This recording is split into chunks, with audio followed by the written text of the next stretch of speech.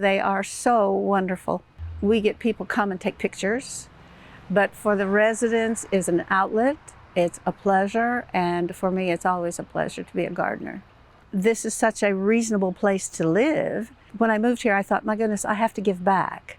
I just feel like that volunteerism is important. I've been here 4 months, I guess. I'm a newbie.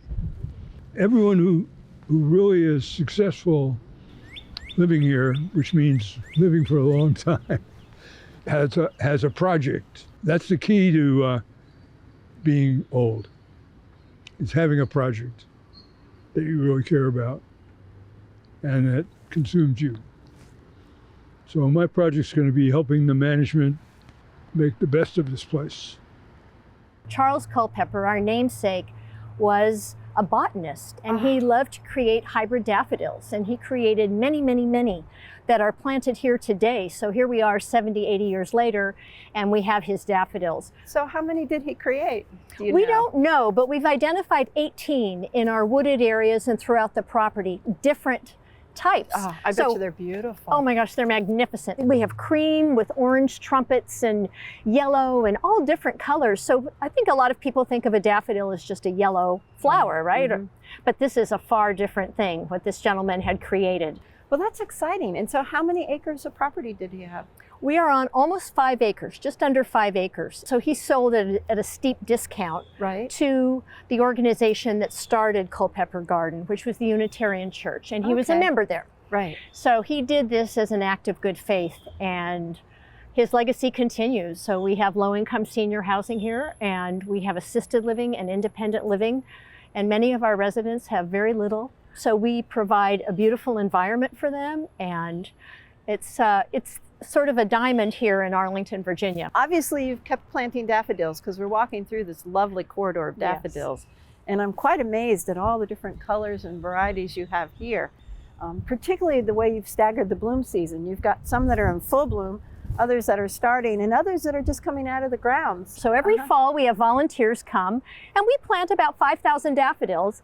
And then we see what happens then, and then the next year we'll plant more. So it's an annual event. We have a daffodil society that we raise funds to sell some daffodil bulbs. So it's really a fun project. That sounds like a fun project. But I also love how you have taken these daffodils and you've underplanted or put them amongst many, what I see are native plants here and some other perennials. So that, it's not just daffodils and then it's a garden that's bare and mulch. Right. Oh. It's daffodils, but it's got the rest of the season covered as well.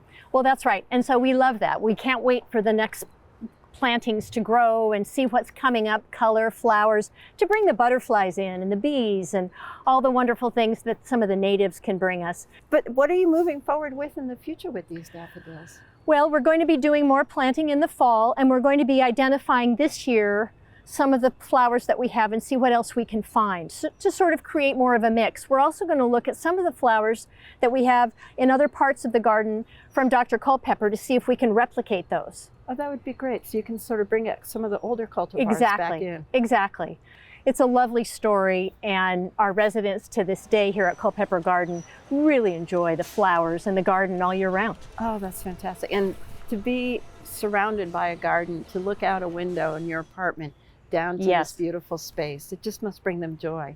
It does. And when they were all locked down, we planted the daffodils, and in that spring of 2021, it was spectacular, and it brought a lot of joy, and it was there were a lot of happy residents. Oh, well, I couldn't think of a better way to do things. Yes, it's great. It's really great. And they get engaged. They want to know what we're planting when we're out here.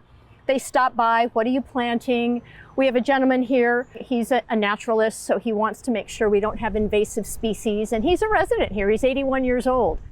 Well, this is a site that has both characteristics of a garden and characteristics of a remnant forest.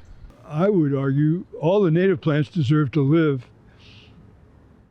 Most of the introduced plants are legacies, and they deserve to live too. I'm not into pulling out plants. I love plants, but you want to get rid of the invasive plants particularly. I'm sure it must be difficult for you, like everybody else, to just leave that daffodil foliage alone as it yellows. Yes, and you gave me a little tip today because sometimes people will want to come down and tie the tie everything in knots. And so when it's drooping and we're in between seasons, I don't have azaleas blooming, I don't have everything quite where I want it, and I think, oh, my garden looks so sad. But to have it look like this in spring, it's the price we pay. Is that right? Exactly. That's the way I feel about it. Just remember the glory. Yeah, that's right. Just remember being dazzled by the daffodils. Dazzled by the daffodils. Thank you, Peggy. But as we're walking down this walkway, we've gone from a full sun area and we're moving into a shade area now, a partial shade area under these beautiful American hollies.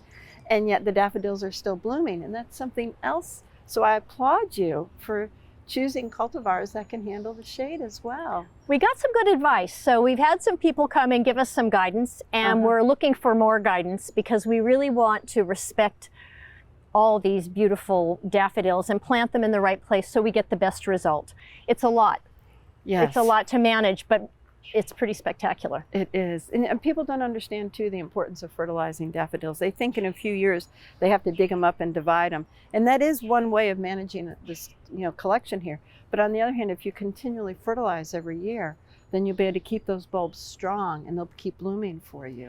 But of course, as you see on the side of the road in Virginia, there are daffodils coming up from everywhere, and they probably didn't get fertilized. And what's going on? Well, they got all that organic matter. I guess that's right. That's right. That's fair. That's fair. That's fair. Yeah. We have a lot of other plants. We have azaleas, camellias, all kinds of fabulous trees. And a lot of these things started with Dr. Culpepper. So we have a very unique garden here.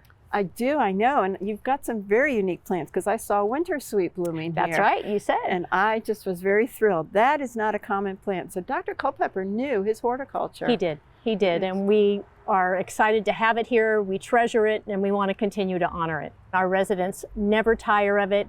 They also have their own gardens, raised garden beds where they can grow their own plants. So we really have a nice mix here. Marta, I thank you for sharing this. You've got a very special place here, and the residents of Culpepper Garden are just so blessed to be able to have this garden and the legacy of Dr. Culpepper. Yeah, I think so too. There's nothing like it anywhere, as far as I know, in Arlington or in any area around here. And to have almost 5 acres to play in is wonderful.